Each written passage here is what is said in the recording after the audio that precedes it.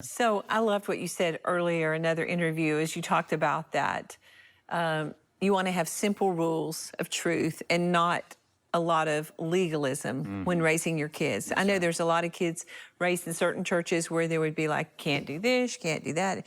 And you talked about staying basic with being honest, telling the truth, getting to know the Lord in a personal way. Talk about those, if you will. Yeah, I just think, number one, respecting your mom and dad, Yes. which is the number one command in the Bible, right, to obey your parents, but it starts with respecting your mom and dad. And there's just one thing we would never tolerate with our boys or our daughter is just disrespecting your parents, Yes. right? If I What does that look like? What does disrespect look like it growing can up? be Arguing. There's a story, of course, you might have heard this, where the kid is standing up and keep being told by the teacher to sit down, and he finally sits down, he grits his teeth, and he says to the teacher, I may be sitting down on the outside, but I'm standing up on the inside, right? That's the defiance that Yeah. may have That's rebellion. compliance, Yeah. right? And so you know when your kid starts rolling his eyes, he may drag his feet, it's time for bed, whatever.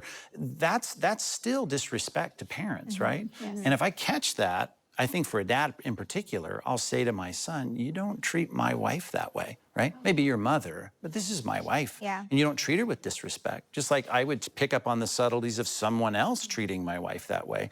And I want my kids to know that you respect your mother and you respect your father.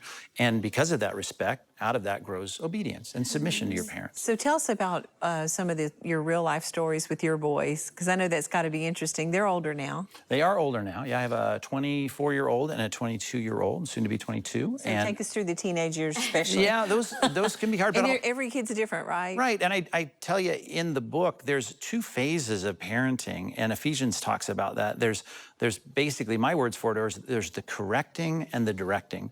And when they're really young, there's a lot of correction. That's wrong, don't do that, don't do that, don't do that. And then you find that really by the time they're in second, third, fourth grade, it's now just all directing, it's coaching. It's saying, this is the way to go. This is how to produce these patterns. And so I think if you do a really good job, and it can be tiring, I mean, there'll be tears involved in that correction stage. Yeah. It is tiring, by the way. How many Lord. times, Susie, did you feel like, I just don't want to deal with this? 3 hours later, I would call almost crying. Yes. I did it! And every parent feels that way.